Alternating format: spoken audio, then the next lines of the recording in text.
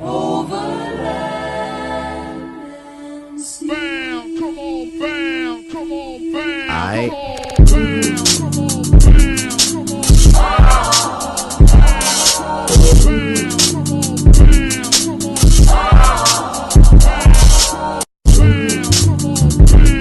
Dead in Hip Hop, Big K.R.I.T, King Remembering the Time, Mixtape review. We're joined with DJ Wally Sparks. Yo, I'm DJ Wally Sparks from Chattanooga, Tennessee. Tour DJ, music director, A&R consultant for Def Jam recording artist Big K.R.I.T, whose music we're about to talk about right now. Learn something. I'm really interested in what y'all think though, for real. Yeah. Well, you know, we had somebody on the show today, so Ken did the introductions. Normally I do the music review intro, but y'all already know I fucking love this mixtape. I loved it from the moment it came on. I think K.R.I.T definitely has some really nice gems on this, like WTF, what the fuck we gonna do now? Whew. There's a whole bunch of songs on this mixtape I have just on repeat, like Shine On, Y'all Ain't Talking About Nothing, WTF. A little different for him though. It was. You know, like the whole spoken word thing. The only person or thing in hip hop that I remember that can equate to something like that is Outkast. When they did Spodiote, Dopalicious. Like that's exactly what I thought of. Because and I think on this mixtape for me, K.R.I.T already dropped 3 dope mixtapes, a good album, and here goes another dope project, man. And I think for me, this was my favorite one. You know, like in Forever and a Day, that's my second favorite. He gave you a day in the life of Big K.R.I.T. That's why I loved it. Every song, you know, he gave you different emotions. And then on this one, I feel like he gave you different emotions. Just like on Forever and a Day, he had Red Eye. On this one, he had Bigger Picture. Yeah. You know what I'm saying? So I just love the fact that K.R.I.T, for me, he taps into the emotional side of hip hop, but he still keeps it cool. And it's like, he almost speaks for me. Like Bigger Picture, I feel like that in my relationship at times. Red Eye, I feel like that. You know what I'm saying? I don't know if everybody feels like that, but I just know that what he said, I'm like, damn, I couldn't put it any better. There's a real interesting dynamic with that Bigger Picture record, because there are a lot of people who think that Bigger Picture is about Live from the Underground. You know what I'm saying? They think that he's using the art metaphor as you know, as or there are other people that take it like you took it, like think it's a relationship record.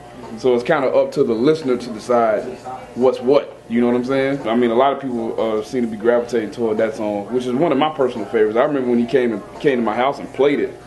Like that's usually how what, you know, when I hear new shit before it comes out, K.R.I.T come to my house and he'll call me up and be like, hey man, what's going on? I say, man, what Shay's like, man, I'm finna run up on your crib, man. I got something, you know, for you here, man. Just check out. And he came over and he played that Bigger Picture record. I'm like, man.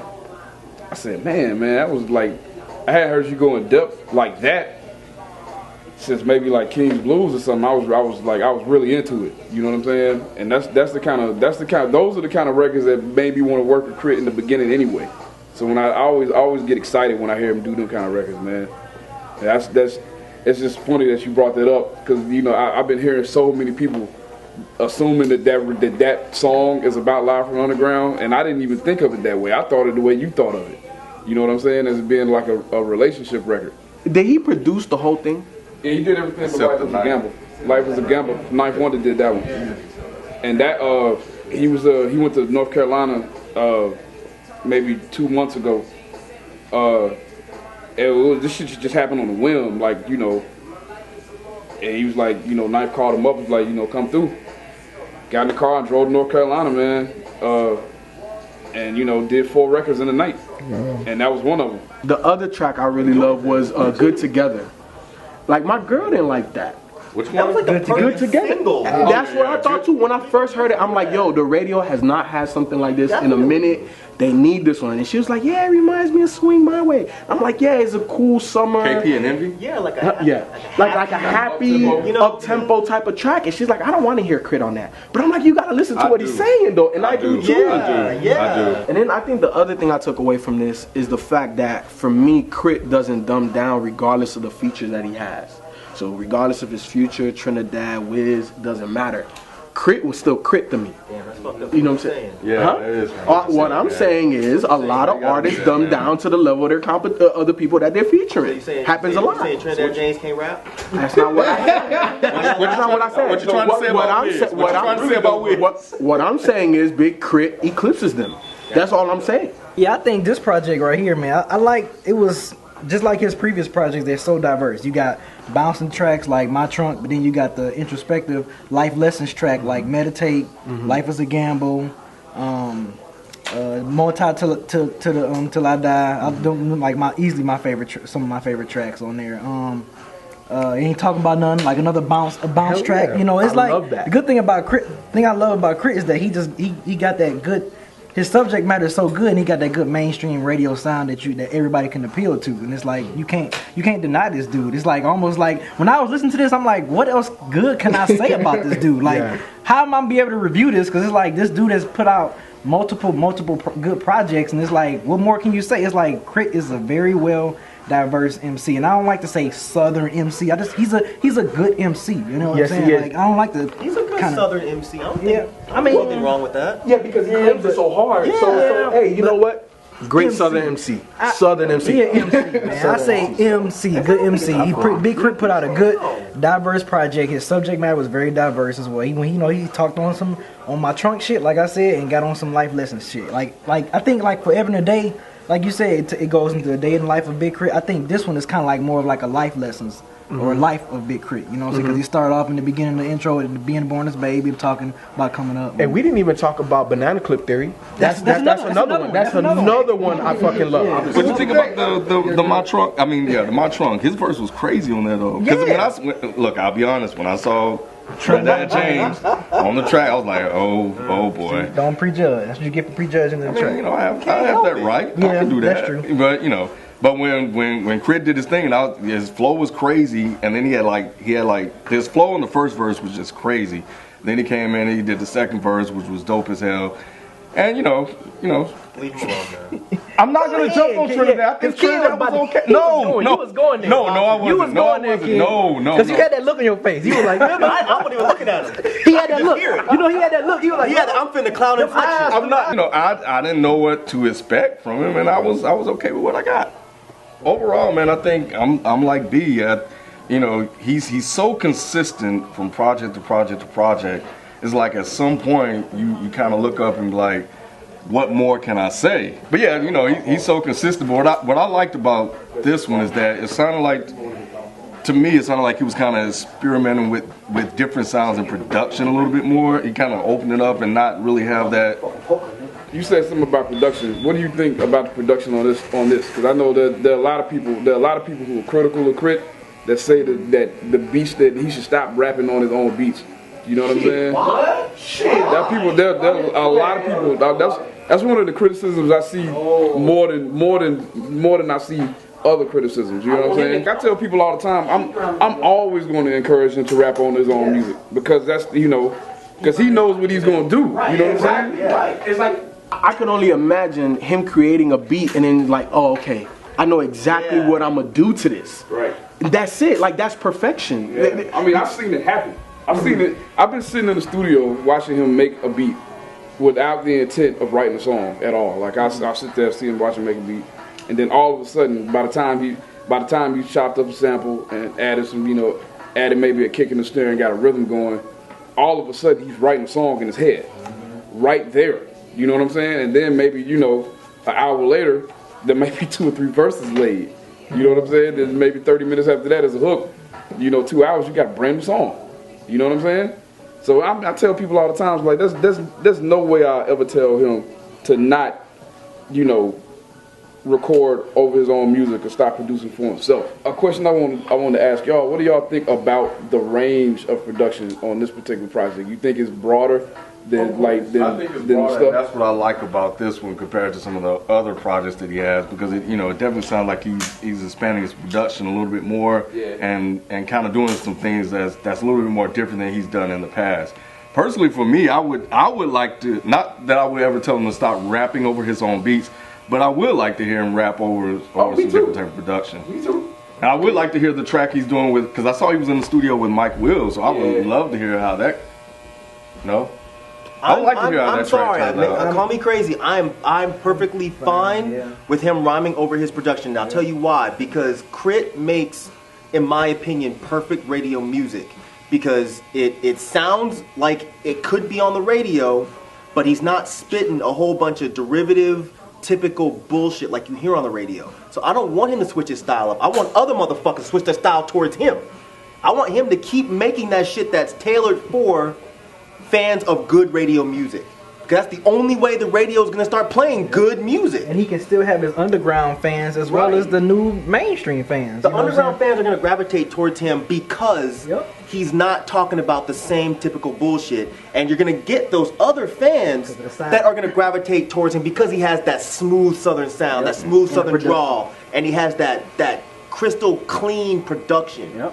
So why change a good thing at this point? He has the thing about K.R.I.T is he hasn't repeated himself yet.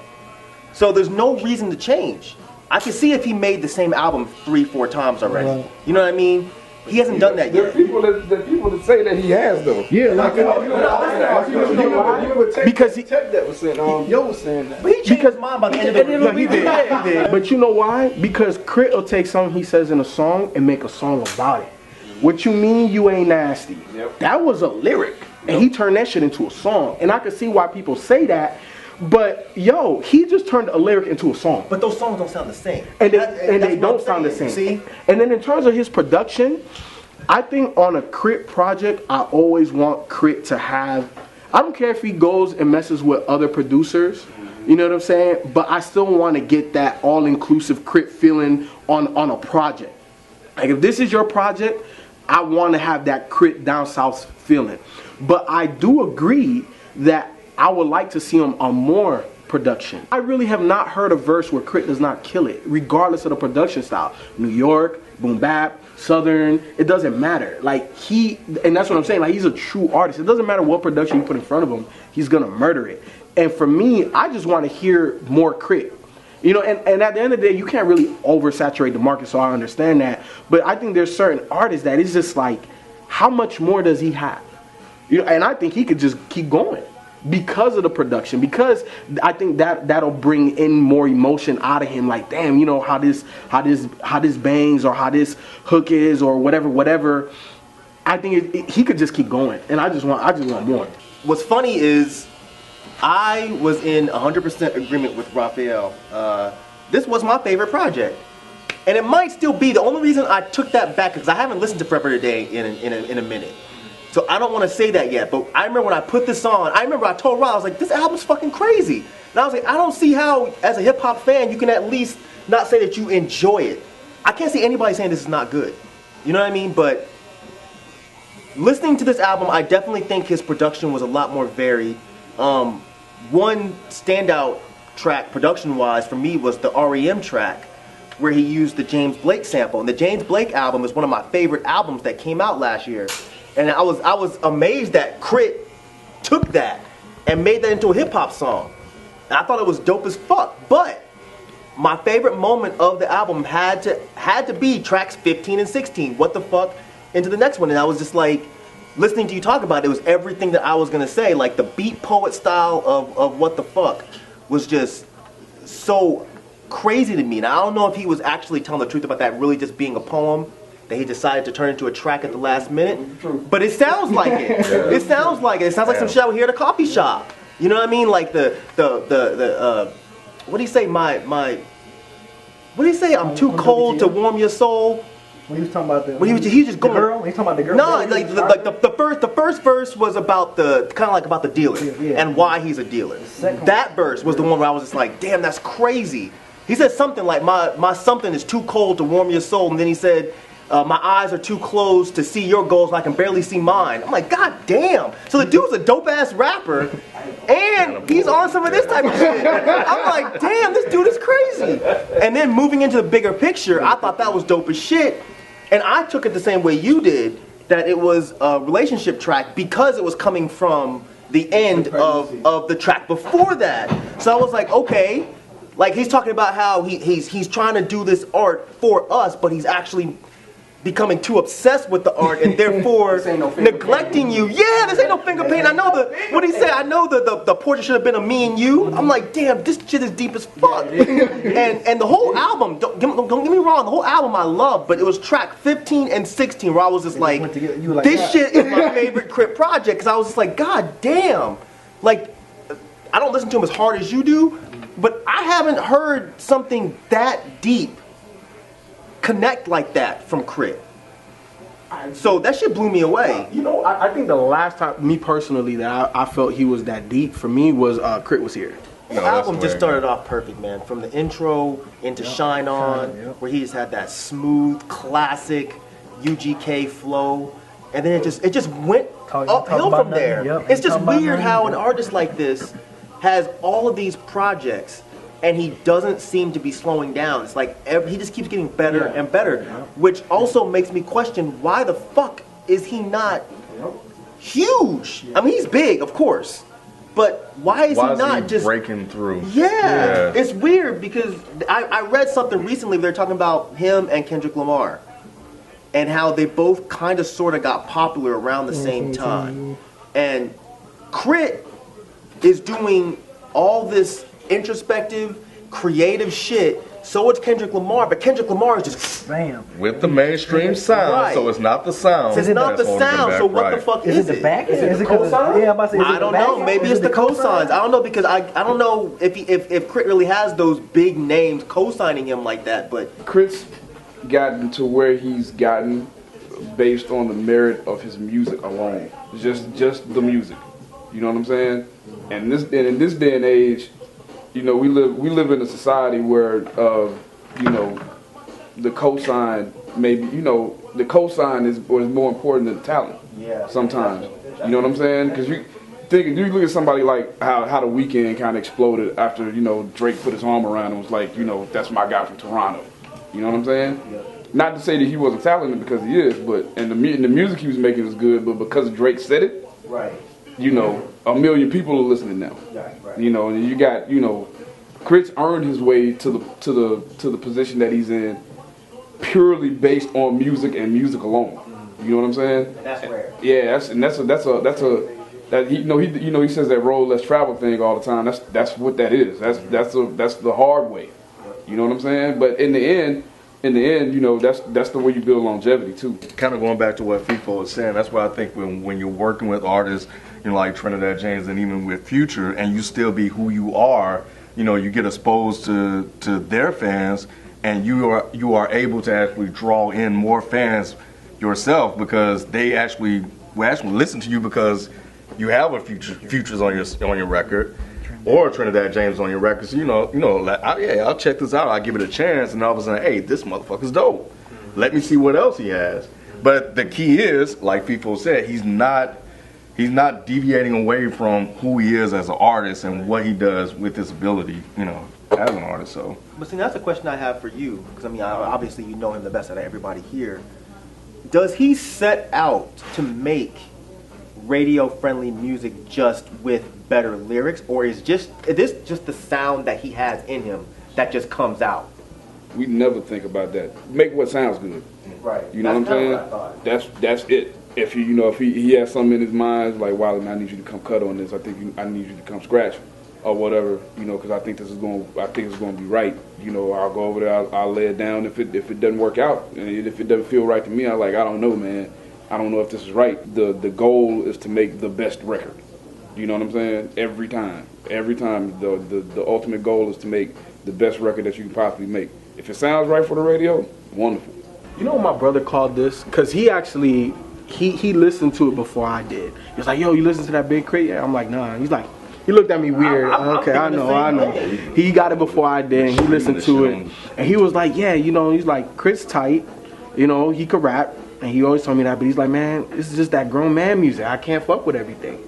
But him being 21, he hasn't experienced all of that stuff that K.R.I.T is that he talks about when he talks about like banana clip. Well, not banana clip. What the fuck?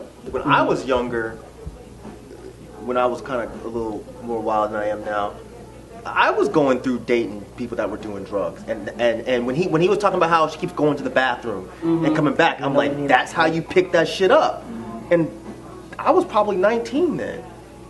Now, I've dated multiple ones since then, but I'm saying, like, that's how you know that you're dating a drug head. But you didn't come to that realization, like the full understanding till later on. I came to that when I was 19. When you was 19? When she came with a chick, when you're sitting there hanging out with a chick and she powders her nose like 5 times within the same hour, either. Thank you. That's really the only excuse. Or she had a really loose bladder. Tune that bottom, man. At the end of the day, man, I just think, you know, we talked about it, you know, that period in hip hop where it just got fucked up, things got lost in translation, and then you get an artist like this that pops up, and then the people that were in that lost in translation period, they still lost. So real quick before we close it out, what did you think about it when you first heard the project in its entirety? I thought that he was on the right path. You know what I'm saying? I was like, yeah, this feels right. You know what I'm saying? And that's the way he felt. Look at this. No Weeds just came on Pandora. How about that? Funny. Yeah, I felt like, you know, in the career trajectory, music wise, I felt that this was the right place. You know what I'm saying? For this particular body of work, I feel like this came out at the proper time. This was the proper music at the proper time. You know, we went overseas, did Europe, we went and saw a bunch of stuff that he had never seen before. You know what I'm saying? You know, you got to see that the music that he was making was actually reaching people all globally. You know what I'm saying? So, you know, and I think that is kind of what inspired a lot of the music that's on this particular project.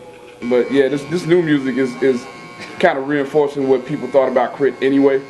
You know what I'm saying? He's dope. And, you know, it's like a lot of people were like, well, he's dope, but he kind of, you know, I'm not sure. And this is kind of reassuring music. Yeah, my final thought is, once again, I when I first heard this, I did automatically say this was my favorite K.R.I.T project. I don't know that I want to stick to that yet. Hit me back in like a couple more weeks when I let this sit for a minute. But I think this is, in my opinion, where Southern rappers should be looking to. You know, this type of music is the type of shit that's gonna make people change their minds about Southern hip hop, and it's gonna kill a lot of those stereotypes that Southern hip hop has. You know, a lot of that stigma is gonna be gone if you look at projects like this. There are dudes from the South that are making quality music. And I do say he's a Southern artist, because he is a Southern artist. He's repping the South, and he's repping it extremely well, you know? So yeah, overall, this is a great product. I'm really interested to see what K.R.I.T does next.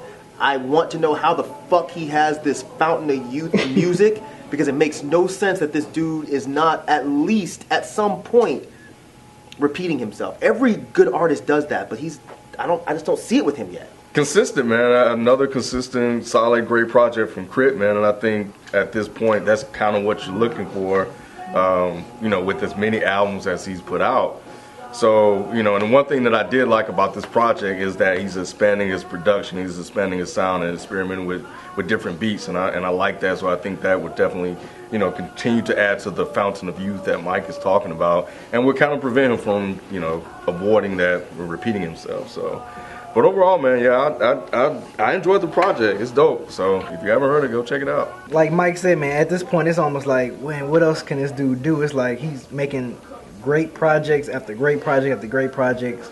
K.R.I.T, keep doing your thing. I enjoyed this project a lot. I can't really say was my favorite K.R.I.T project between this one or Forever and a Day, but still love this project a lot. K.R.I.T, keep doing your thing. He's one of them guys for me that I can listen to him whenever. This project is definitely my favorite. He has it all, man. He just has it all. He has the lyrics, he has the flow. Obviously, the producing is on point. He doesn't dumb down for other artists. And look, man, if you're partial to Southern music, if you're partial to Southern hip hop, regardless of whatever artist you listen to, if you're from the South, you gotta listen to this. You gotta at least give this a chance, an opportunity, because I guarantee to you that this is probably better than any other Southern artist that you listen to. And I'm just being 100%. So you already know what it does in the whip. You already know. Final thoughts? Oh, man, right on deadendhiphop.com, man. Y'all do some cool shit, man. Appreciate y'all having me part of it. Clearly, you know how I feel about Christmas. You know what I'm saying? Keep supporting the dope shit, man. If you think it's dope, tell somebody else that you think is dope. Play it for them. Y'all two go tell some more people.